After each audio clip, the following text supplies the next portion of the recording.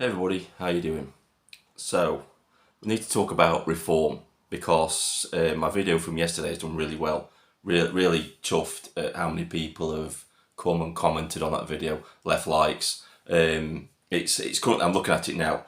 It's currently the video has got 2,900 views, and that might not sound a lot to some of you people, but to me that's a lot of people coming to view the video, especially when you've only got a few subscribers. My subscriber count has gone up. I've gone up from, I think it was like 571 to 669 overnight. So thank you to all the new people that have come along and subscribed to my channel and for your comments. Now, the majority of the comments on the video are pretty angry at the Reform Party for Richard Tice's comments on GB News yesterday, where he said that he wanted nothing to do, well, he said they wanted nothing to do, meaning him and Reform want nothing to do with Tommy Robinson's lot, meaning British patriots, like I said in my video yesterday. Now, a few of the comments have been coming forward defending Reform, and that's understandable. I'm not here to tell people how to vote. I'm just airing my concerns about the Reform Party. If you want to go ahead and still vote for Reform, that's up to you. Everybody has to vote the way they feel is right for them. That's the most important thing. But for me, I'm politically homeless again. This is just my opinion that I'm stating. I'm not trying to have a go at anybody that wants to still vote for Reform because they think they're our only hope. That's fair enough. But what I can do is give you my opinion on why I don't think that the Reform Party is our best hope. So a lot of people have been saying, well, if we don't like the Reform leadership, we can just vote them out. The members can just vote them out. Well, not really. And here's why. So the Reform Party, as it's set up at the minute, is the members can vote to petition the board to ask the chairman to remove the leader. That's not the members directly being able to remove the leader of their party. And that is something that Ben Habib had a major issue with. A draft of the Reform Party constitution was actually brought to him, and that was in it. That's what they said. This is the mechanism we're going to use to remove our leadership and select new leaders. And he rejected it. This is the same constitution that was voted on by the members at the Reform Party conference. So when you see people in the comments saying, oh, we're okay, we can remove the Reform leadership, well, not really.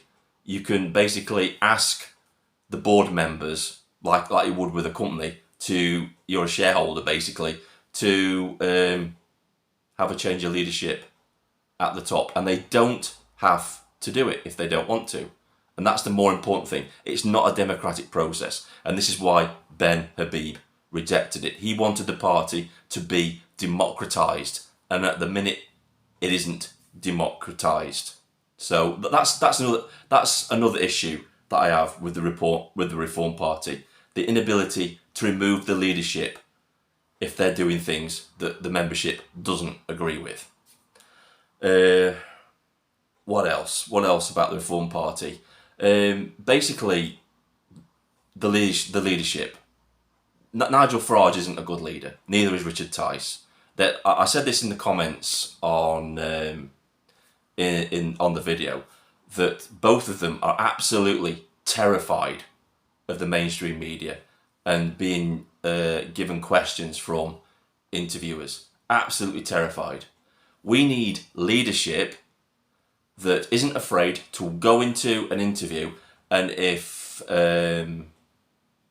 the interviewer is throwing loaded questions at them, to call them out for being fake news, like Donald Trump does with the news media over in America. That's the sort of leadership we need. We need leaders that are going to go in there, tear down the propagandist mainstream media, call them fake news, and stand toe to toe with them and not be terrified of them. Unfortunately, both Tice and Farage they just don't have it. They don't have what it takes. They're not the people to do that, unfortunately, in my opinion. You may disagree with me, and that's fine. But that's just my opinion on the two from seeing them having interviews. The other point that was being brought up in the comment section of my last video was, well, Reform Party, Tice and Farage have to distance themselves from Tommy Robinson because they can't be associated with him because of his past. And I get that. And I would have no issues with the Reform Party if they'd have done that. But they haven't, have they? They haven't not spoken about Tommy Robinson. They've used him as a shield to protect themselves from the mainstream media themselves. You've only got to look at when the riots happened. Farage accused Tommy Robinson of starting the riots as a shield against himself being accused of starting the riots. He threw Tommy Robinson under the bus. If you don't want, if they don't want to associate with Tommy Robinson, then just stop talking about him. And if you asked a question about him, all you have to say is, I have no opinion on that whatsoever. That's all you have to say. Move on to the next question. Be strong in interviews. Both Farage and Tice are very, very weak in interviews. You can tell that. So I think a lot of the situation is that the people that are actually defending reform don't understand why people are angry at reform. The main reason people are angry, and from what I'm gathering, the reason I'm angry at reform is because we feel betrayed by them. You've got to look back at 2019. People put a lot of faith in Boris Johnson. He was being held up as our saviour against the Marxist Jeremy Corbyn, which he was. I'm not denying things would have been a hell of a lot worse if Jeremy Corbyn had been in government instead of Boris Johnson. But things were certainly not made any better by Boris Johnson being in Parliament. They just did things a lot more slowly than probably the Corbyn administration would do. You've got to look at what happened. No control over mass, uncontrolled, illegal immigration, like Boris Johnson promised to do. He promised to get Brexit done. Brexit was not done. We got Brino. We got Brexit in name only. And that's another mistake lots of people make. They think that Brexit was done and completed. No, it wasn't. If the European Union can still tell us what we can and can't do in our own country, like you've only got to look at the European Court of Human Rights and other institutions that we're still a part of because Boris Johnson and Rishi Sunak refused to repeal EU laws. I think it was about 2,000 laws that they changed their mind on that they weren't going to repeal, that still keeps us attached to the EU. So we're not really out of the EU. We're still in at the minute. They can still dictate to what we do in our own country. So he didn't fulfill that promise. He didn't get Brexit done. We got a rehashed version of Theresa May's absolutely abysmal, basically a surrender deal, and Boris Johnson just rehashed that and said we got Brexit done when we really didn't. He was weak on everything, Boris Johnson. He was weak on fisheries. He was supposed to take back our waters for fishermen. He didn't do that. He didn't do a lot of things, Boris Johnson. So people quite rightly felt betrayed about Boris Johnson. And now, fast forward a few years, and now we've got reform being held up as our new saviour. They were promising the earth. Nigel Farage, in his campaign in the general election, was saying, I'm a warrior, I'll fight for you. And then the riots happened, and what happened? He threw Tommy Robinson under the bus and was basically a coward. And there's no two ways that you can look at that any differently. The man was a coward when it came to the mainstream media. He was scared about what his public image would look like, and he threw Tommy Robinson under the bus. And for a lot of people, that's when people just thought, nah, that's it. For me, I was reluctant to vote reform in the first place because of Nigel Farage's stance on the vaccine rollout. He thought that Tony Blair should be in charge of the vaccine rollout. That was a massive red flag for me. Both Bull and Tice were on camera pushing the vax for care workers, saying that they should, if they don't get the vax, then they should lose their jobs. That was another massive red flag for me regarding the Reform Party. But I voted for them because I didn't want another Marxist get into power. Actually, he's not a Marxist really. He's a Trotskyist, an even more radical form of communism is Keir Starmer. So yeah, so that's why people are angry with the Reform Party. They feel betrayed by them. You've got to look about what's happened now after the election. They've softened their policies on illegal immigration. Nigel Farage going on camera in that interview saying to people that the mass deporting of illegal immigrants was a political impossibility.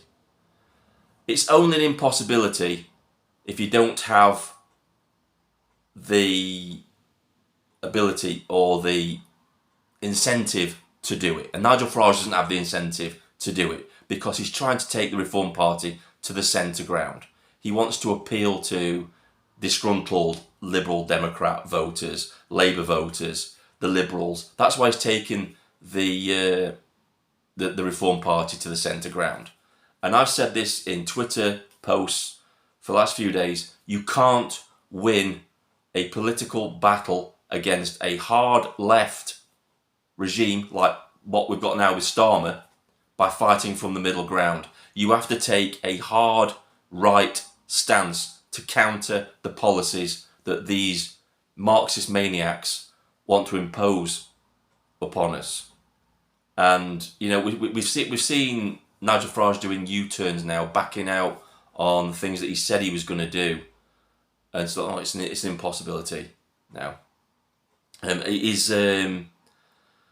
His net zero immigration policy was always never going to happen. That 1 million come in and then 1 million go out, that sort of thing. You know, what we need is hard right policies. We need a complete and utter stop of all immigration for at least 10 years, both legal and illegal. Illegal immigration needs to stop. We need to make our border force do their job. They need to turn the boats round. That's what needs to happen. Australia did it and the boats stopped coming. When they realised they couldn't make landfall, that was it. They stopped coming. And that's what we have to do. We have to cut the benefits of, cut the incentives for the people that want to come here. Because that's what they're coming for. They're coming for the 4-star hotels. They're coming for the free money, the free phones, the jump straight to the front of the queue for housing that Labour wants to bring in. That's what they're coming for. It's the incentive to come here. If you get rid of the incentives, they will stop coming to our country. And I don't understand why people don't understand that. And people think it's just incompetence by the Labour Party. It's not. They don't want to stop the boats coming. The Tories didn't want to stop the boats coming. They want to flood our country with thousands of people, cheap labour for the big corporations to suck up, and that's what it is. That's all it is, in my opinion. I'm not going to go into conspiracy theories that some people might hold about there being a standing army or wanting an army on our land. That might be the case, I don't know. You know, we'll have to see what happens, because a lot of conspiracy theories over the last few years have been proven to be correct, haven't they? People have been reporting on them. But yeah, these are the reasons why people are angry at the Reform Party. That they see them as no better than being like the Conservatives. The reason people voted for the Reform Party, and people have said this, the reason why people voted for Reform in the first place is because they were supposed to be different from the Conservatives. Now we see Nigel Farage sending out a letter to thousands of Conservative local councillors saying, come on board to Reform, come and join us.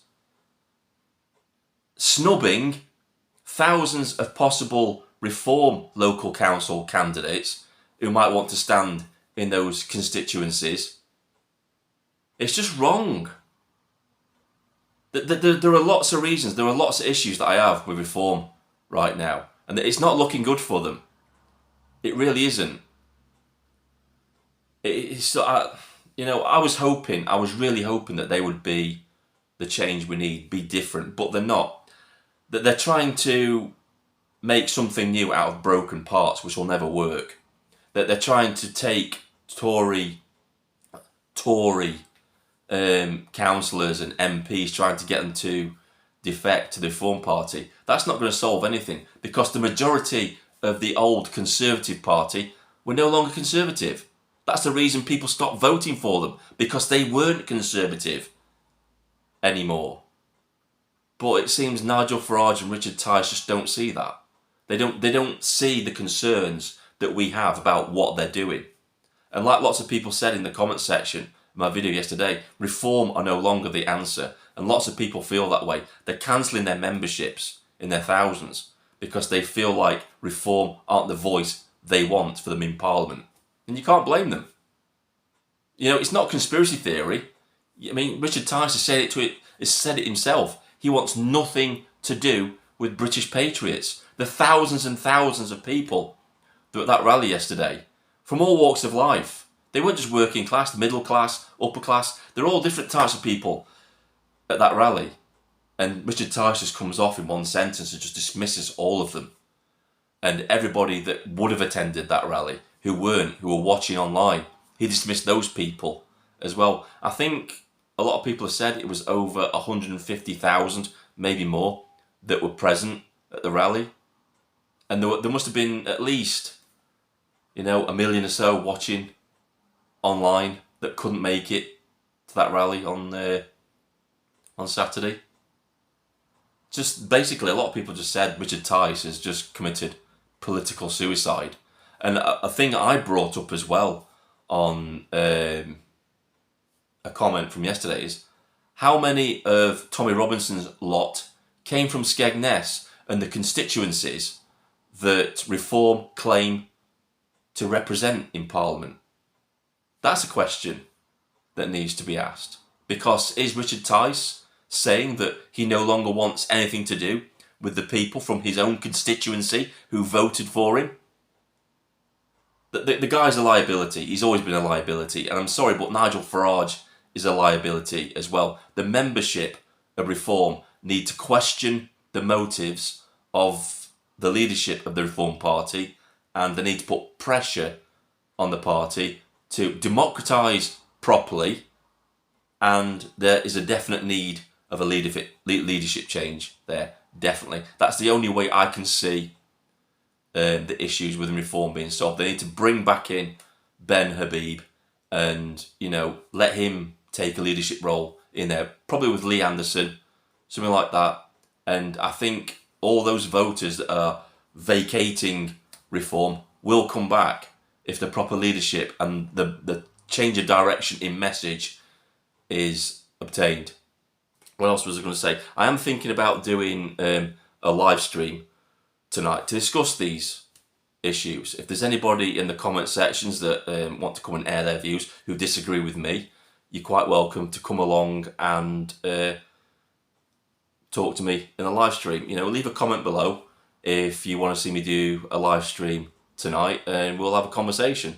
Trying to think else there was a few things. I'm going to have to make a list of things that I want to talk about in these videos, because normally I've got one specific topic that I want to talk about, and that's all I talk about. But today, because so many issues were raised in the comment section, I wanted to tackle some of the main issues that people have been talking about. I